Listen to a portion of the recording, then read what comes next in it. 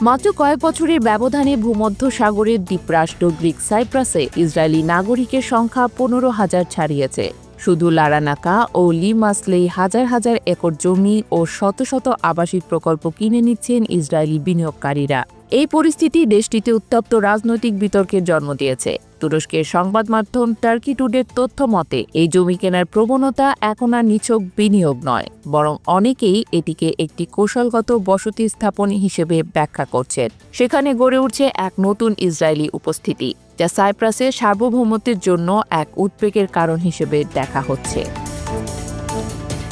সাইপ্রাসের প্রধান বিরোধী দল একেল এই ইসরায়েলি বসতি স্থাপনকে একটি সুসংগঠিত পরিকল্পনা বলে উল্লেখ করছে। দলটির নেতা স্টেফানো দাবি করেন এটি অনেকটাই ফিলিস্তিনি ধাপে ধাপে দখলের প্রাথমিক রূপের মতো। তার ভাষায় এটা নিছক রিয়েল এস্টেট নয়, বরং ধীরে ধীরে ভূমি দখলের একটি পরিকল্পিত ছক। স্টেফানো আরও বলেন, ইসরায়েলিরা এমন আবাসন তৈরি করছে যেখানে স্থানীয়দের প্রবেশ নিষিদ্ধ। এসব আবাসনে রয়েছে শুধুমাত্র ইহুদি ধর্মাবলম্বীদের জন্য নির্দিষ্ট শিক্ষা ব্যবস্থা, উপাসনালয়, কোষার খাবারের দোকান এবং পৃথক নিরাপত্তা কাঠামো। ফলে ইসরায়েলি নাগরিকরা স্থানীয় সংস্কৃতির সঙ্গে না মিশে নিজেদের আলাদা গোষ্ঠী হিসেবে গড়ে তুলছেন, যা কিনা এক ধরনের মিনি ইসরায়েল।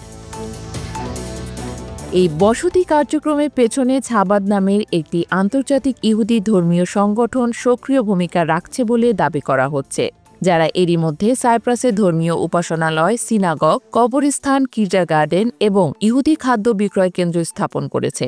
বিশ্লেষকরা বলছেন, এ ধরনের স্থাপনাগুলো কেবল ধর্মীয় উদ্দেশ্য নয়, বরং দীর্ঘমেয়াদী প্রভাব বিস্তার ও ভূ-রাজনৈতিক তৎপরতার অংশ হিসেবে দেখা উচিত।